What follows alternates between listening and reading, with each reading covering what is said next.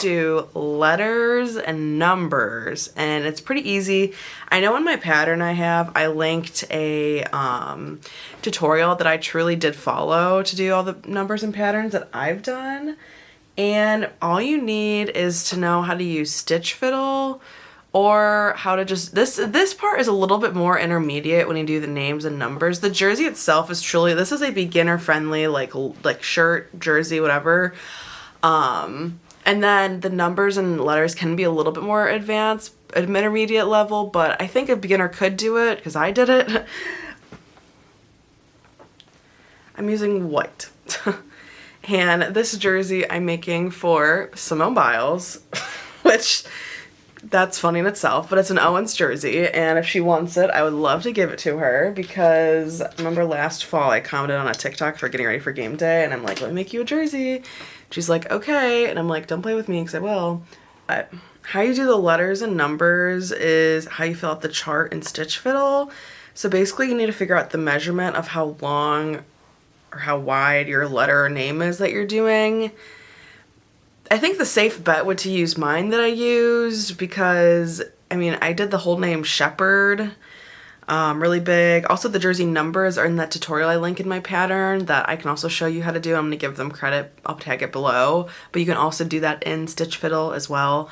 That was originally where I learned how to do the numbers though, so I'll give them a shout out. And then yeah, Stitch Fiddle, you just like basically treat in the grid that you get, everything is a single crochet, and you just like make it, if that makes sense. So basically, I can show you what I mean. I'm gonna do an O.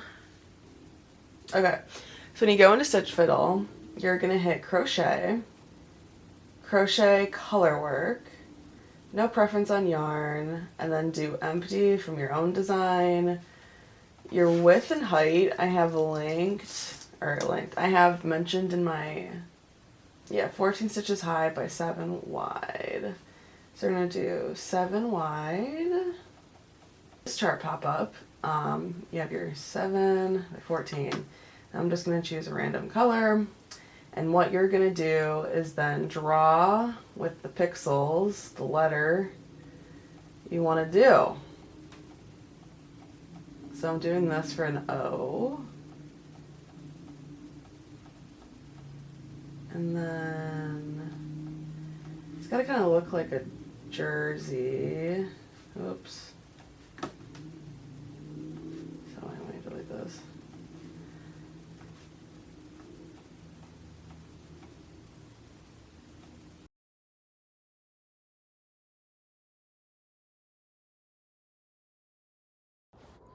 All right, now I pretty much have the O that I want. Or wait, hold on, gotta fix this one piece right here.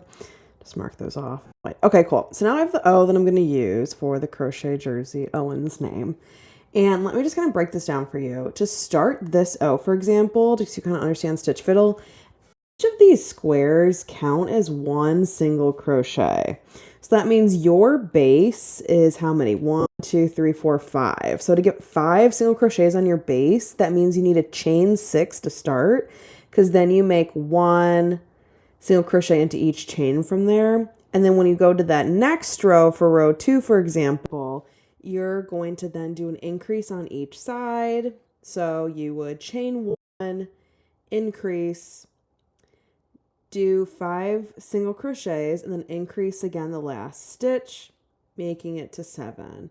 Then to do the outlines of the O's, you would then chain 1, flip your work, and do 2 single crochets, chain 1, flip your work, 2 single crochets, chain 1, flip your work, 2 single crochets, chain 1, flip your work, all the way up until you reach row 12. And at the end of row 12, to connect the O together, you're then going to, you could technically just fasten off at this point. You're going to fasten off after row 12 and then attach at the bottom of the O again and work up to row 12 again. And you honestly could then continue and chain over 4 and bridge it together and then start the rest of your O, or you could just kind of attach fasten off, and then start again the base of the chain 6. It's the same thing as you started is how you end it. So you chain 6, single crochet 5, then do an increase in the start of the stitch for the row and the increase at the very end of the row, and then you'll have your O fully done. So it kind of takes a minute to get a hang of it, but as long as you know that every square that you color in to get your shape is one single crochet, you're basically doing color switch. If you've ever done color switch crochet, it's more advanced, but so now I'm going to show you the O in real time using the same grid that I chose and just walk through with you. And now you can see I started the base and then I'm doing my single crochets inside for row 1, and then of course when I get to row 2 I'll be doing those increases